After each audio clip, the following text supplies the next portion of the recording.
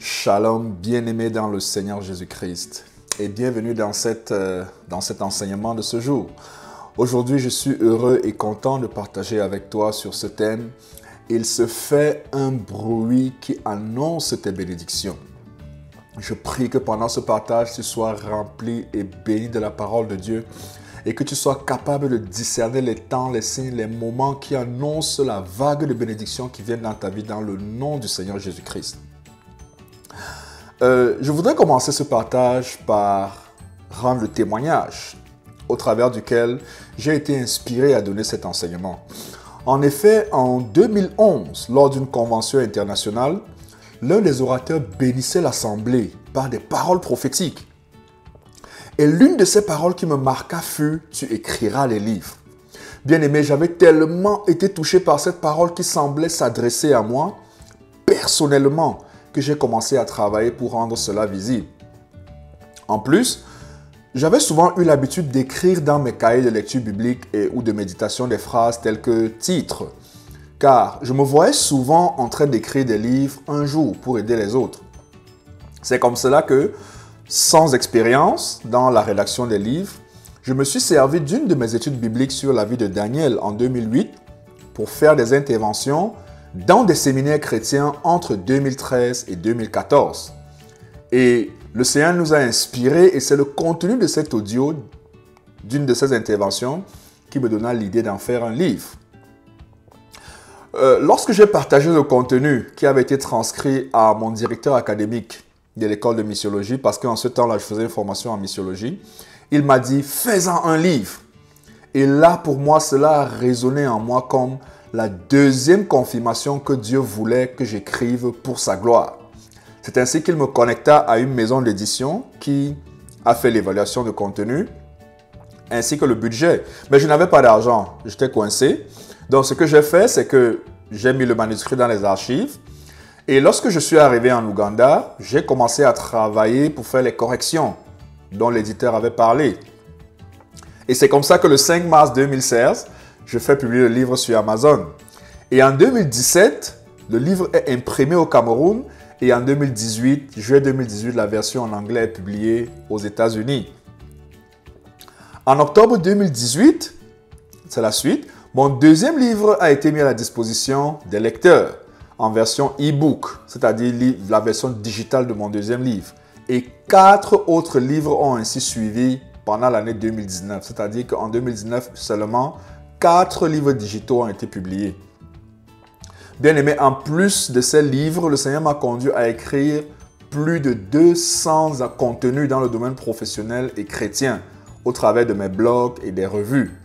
Et ma prière est que par la grâce de Dieu, ces contenus ou ces livres, au fur et à mesure, soient mis à la disposition du corps de Christ et des communautés pour faire avancer le royaume de Dieu. Alors, la question est celle-ci. Pourquoi la parole prophétique que j'avais écoutée en 2011 est devenue réalité? Qu'est-ce qui s'est passé pour que, ayant entendu une parole prophétique qui disait « Tu écriras des livres », aujourd'hui j'en suis à avoir écrit des livres en copie physique comme en copie digitale. Et pour toi, comment est-ce que tu peux faire pour transformer une prophétie en une réalité? Et jusqu'à quel niveau est-ce que tu peux vivre une promesse de Dieu que tu as reçue dans la parole de Dieu? Donc, pendant le partage d'aujourd'hui, que je vais faire en 2 grandes parties, en appuyant sur la vie d'Élie et de celle des prophètes, je vais humblement te partager ce que j'ai appris des Écritures. Si tu veux en savoir plus sur comment reconnaître l'authenticité d'une prophétie, je t'invite à lire mon e-book sur mon site web www.seedforfuturepublisher.com. Lis mon article de la parole révélée au réveil spirituel. Demeure abondamment béni et reste connecté pour la première grande partie de notre thème qui sera intitulée « Les exigences de l'enfantement de la prophétie ». Bien-aimés, nous lisons dans 1 Roi 18 du verset 41 au verset 44. Et Élie dit à Akab, « Monte, mange et bois, car il se fait un bruit qui annonce la pluie. » Akab monta pour manger et pour boire. Mais Élie monta au sommet du Carmel et, se penchant contre terre, il mit son visage contre ses genoux et dit à son serviteur, « Monte, regarde du côté de la mer. » Et le serviteur monta, il regarda et dit, « Il n'y a rien. » Élie dit 7 fois, « Retourne. » À la 7e fois, il dit, « Voici un petit nuage qui s'élève de la mer et qui est comme la paume de la main d'un homme. » Élie dit, « Monte et dis à Akab, attelle et descend, afin que la pluie ne t'arrête pas. » En peu d'instants, le ciel s'obscurcit par les nuages, le vent s'établit et il y eut une forte pluie. Bien-aimés, dans ce cas, on voit qu'Élie avait reçu la prophétie de la pluie. Voici ce que Élie fit. Je l'ai mentionné en 5 points à partir du texte biblique que nous avons. Élie dit à Akab, « Monte, mange et bois, car il se fait un bruit qui annonce la pluie. » Akab monta pour manger et pour boire. Bien-aimé, l'attente d'une prophétie ou d'une promesse se fait dans les actions de grâce, la louange, l'adoration et le repos. C'est ce que nous lisons dans Luc 24 au verset 52 à 53. Lorsque les disciples ont reçu la promesse de la descente du Saint-Esprit, la Bible déclare qu'ils sont allés se réjouissant et célébrant le Seigneur. Plusieurs commettent l'erreur de s'arrêter à ce niveau et s'oublient dans les célébrations et les bonnes paroles et d'autres. Il existe aussi une dimension assez confuse aujourd'hui. De ceux qui pensent qu'en tombant ou en s'écroulant, cela démontre la puissance de la prophétie. Ce qui vient de Dieu, bien-aimé, nous poussera à le célébrer et à l'adorer. Et cela pourrait même être inconnu de ceux qui nous entourent. La deuxième chose que Élie fit pour amener à réalisation la pluie qu'il avait reçue prophétiquement, c'est que Élie se mit en position d'enfantement pour amener à l'existence dans la prière la promesse de Dieu. La Bible déclare que Élie monta au sommet du Carmel et, se penchant contre terre, il mit son visage entre ses genoux. Bien-aimé, après une prophétie, c'est le moment de se retirer pour prier davantage. Il est capital de prier en s'appuyant sur la parole de Dieu pour rappeler à Dieu ses promesses et la confirmation biblique de la prophétie. Malheureusement, quand beaucoup reçoivent les promesses de Dieu, ils deviennent passifs et se laissent décourager par les experts en critique ou le doute, ce que moi j'appelle les Sambala et les Tobija. Si le Seigneur t'a appelé pendant tes moments de dévotion et que cela est confirmé par un serviteur de Dieu ou quelqu'un d'autre, frère, sœur, retire-toi et prie, prie et prie sans cesse. Bien-aimé, la prophétie a été donnée pour que tu te mettes à genoux devant Dieu et non que tu en fasses le sujet des causeries, de vantardises et de comparaisons.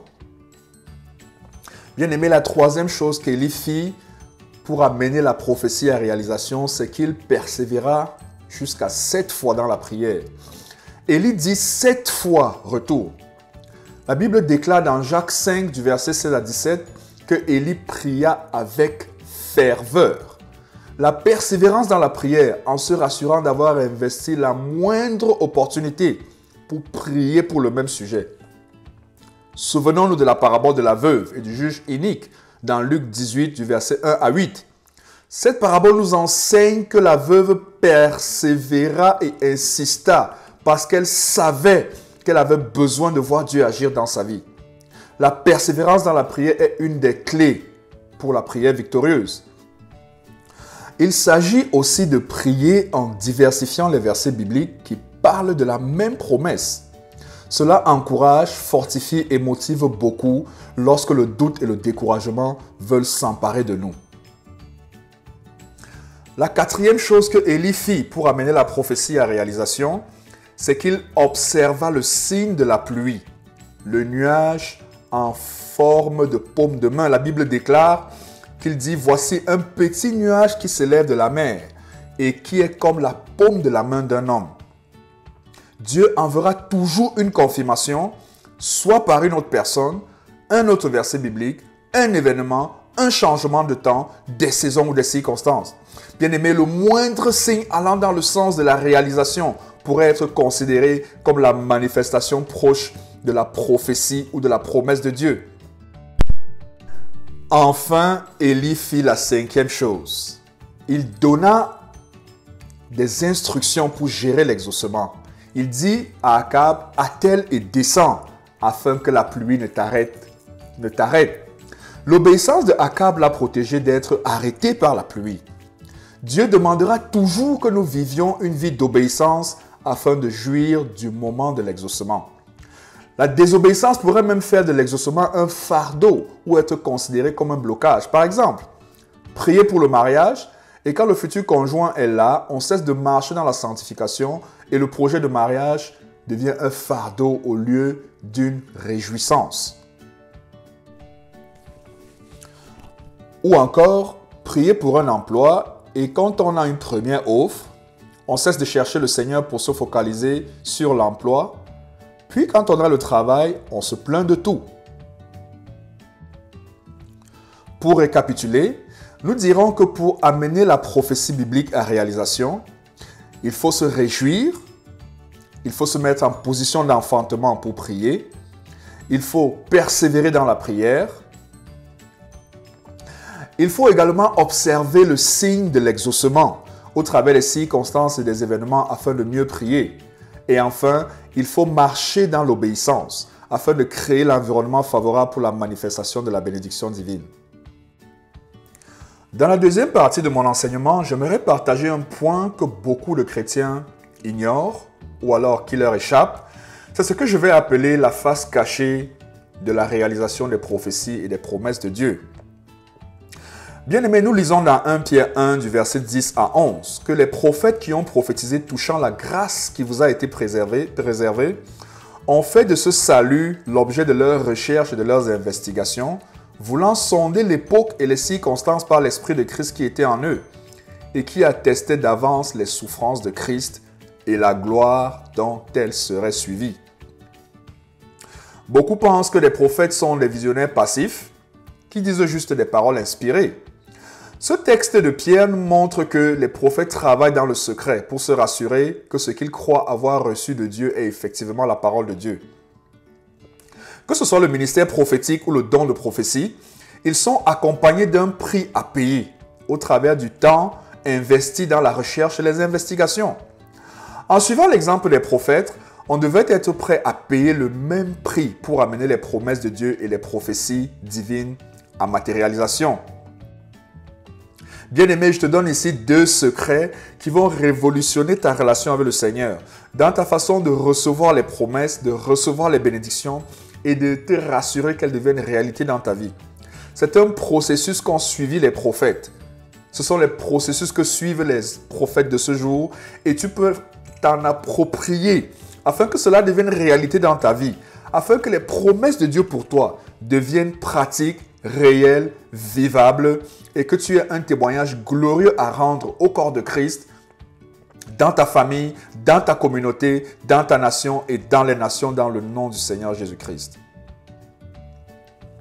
Le premier secret pour amener une promesse de Dieu à matérialisation, une prophétie à matérialisation, basée sur le texte de Pierre, c'est de faire des recherches sur les prophéties reçues et les promesses de Dieu. Dans 1 Thessaloniciens 5 du verset 20 à 22, la Bible déclare d'examiner les prophéties, de garder ce qui est bien et de rejeter ce qui est mauvais. Et deuxièmement, il faut faire des études bibliques dans la prière et le jeûne. Cela va saturer ta pensée de la parole de Dieu. Et très souvent, le Seigneur te donnera même des visions, des révélations sur l'exaucement de la prière et de la prophétie. Le deuxième secret, bien aimé, c'est de faire des investigations. Les mages d'Orient avaient vu l'étoile disant que Jésus est né. Et ils ont suivi le signe qui les a conduits jusqu'à Jésus-Christ. Bien-aimé, fais pareil pour les promesses de Dieu et les prophéties. Va sur le terrain, pose-toi des questions, fais des recherches, rencontre des personnes, lis des livres, fais des études bibliques. Regarde tout ce qui te connecte à l'aspect visible, réel de comment est-ce que la prophétie sera lorsqu'elle va se réaliser. Prie, jeûne, mais connecte-toi à la réalité. on peut aussi apprendre de la vie des autres personnes qui ont été bénies dans ces domaines. Et si c'est un domaine dans lequel tu es pionnier, alors tu peux rechercher les témoignages des pionniers et comment ils ont fait pour avoir des percées dans la vie chrétienne, des percées dans leurs affaires, leurs projets et leurs ministères. Peut-être on n'aura toujours pas besoin d'aller dans les endroits physiques où on peut avoir des éléments pratiques. Mais l'attitude intérieure est celle de rechercher des éléments concrets et pratiques qui nous connectent dans un contexte où nous nous imaginons en train de vivre la prophétie. À quoi est-ce que cela ressemblera? Bien aimé, je peux terminer cet enseignement en disant que beaucoup de prophéties et de promesses de Dieu ne se manifestent pas par manque de consistance dans les investigations, dans les recherches, centrant la prière et le jeûne pour les promesses de Dieu. Nous sommes dans une génération où non seulement plusieurs prophéties sont à questionner, mais en plus, très peu de personnes, après avoir reçu des prophéties, s'investissent pour se rassurer que cela se matérialise. Cela avait pris 7 ans à Élie. Pour toi, cela pourra prendre 7 heures, 7 jours, 7 semaines ou 7 années. Comme pour moi, cela m'a pris parfois 12 ans pour que certaines prophéties deviennent réelles. Bien-aimé, si tu as été béni par cet enseignement et tu aimerais partager avec moi les prophéties que tu as reçues et qui sont devenues réelles dans ta vie, je t'invite à m'écrire et à partager avec moi pour que nous puissions le divulguer dans le corps de Christ et que beaucoup soient bénis. Merci bien-aimé d'avoir écouté cet enseignement. Je t'invite à t'abonner à ma chaîne YouTube et à cliquer sur cette cloche pour recevoir de futurs enseignements. N'oublie pas de partager cette vidéo dans tes réseaux afin d'encourager plusieurs à prier pour voir les promesses de Dieu se manifester dans leur vie. Demeure abondamment béni. Shalom, Hervé Ngaté.